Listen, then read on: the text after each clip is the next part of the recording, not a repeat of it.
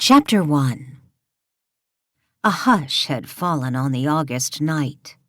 Paula Courtland stood in the darkness of the narrow gravel road leading to Oaklands, her family estate, with tall, graying Philip Grafton at her side.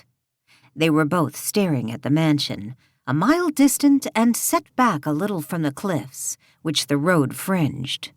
The windows of the great house blazed with light on this somewhat foggy night, as floodlights cut the murky shadows to show the graceful lines of its white stucco and brick construction. They were concentrated on the tall white portico with Corinthian columns, which rose before the central and highest unit of the rambling building.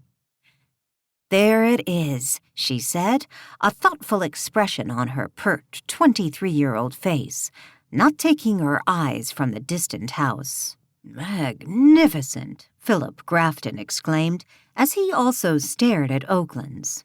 "My first impression is that few New England houses can compare with it in outward appearance. It's elaborate inside as well." He frowned. "It must be at least 150 years old. Of course, that's quite possible. This section of New England was first settled 300 years ago, and Gloucester is one of the oldest towns." Paula sighed. "It's passed through many hands. All I wish is that my grandfather had never bought it." "I can understand that," he said. "At least you can't complain of its being gloomy. Your sister has it well lit up for our arrival." "We keep it like this every night," she said. "You can see the glow of it on the hill from the town proper. We've had a lot of compliments." Philip Grafton gave the girl at his side a smile. "You should. It makes a very pretty sight." "I wish that was all that was special about Oaklands," she said. "I suppose we'd better get back to the car and drive on."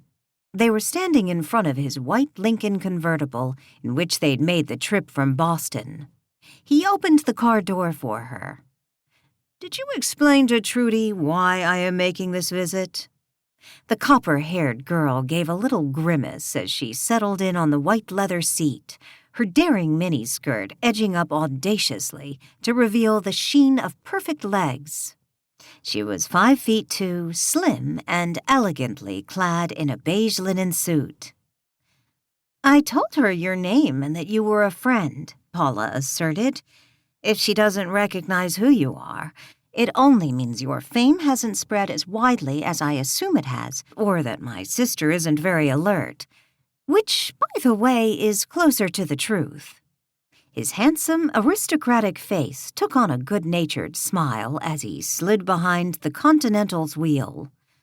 "My fame, such as it is pretty well limited to all-night radio fans interested in discussions of the unknown. My work in parapsychology isn't so widely publicized yet as to make me a household name." "I'm interested in your field. Trudy isn't. All she can think about at the moment is Dave." He turned on the lights and started the car. "So you've indicated with a varying amount of indignation." Paula shrugged. "I'm entitled. I saw Dave first, and we were doing fine until Trudy snagged him." "Which wouldn't be difficult," Philip Grafton said, as he drove slowly toward the boldly illuminated mansion. "Since Trudy is your twin and you look exactly alike." "But we're really so different." Paula turned in her seat excitedly. She was wearing a close-cropped little boy haircut, which added a wistful appeal to the oval of her face, with its oversized, tragic blue eyes and pert rose petal of a mouth. "I'm an individual. I like to think out and make my own choices. Trudy is a clinging vine, the adoring little woman. Dave prefers that. Most men do go for her line, but it's strictly a line. Underneath, she's just as determined and ruthless as they come." He nodded. "Sounds charming." And then he added, "I think we should be very frank about my reason for coming to Oaklands. It will make my task much easier."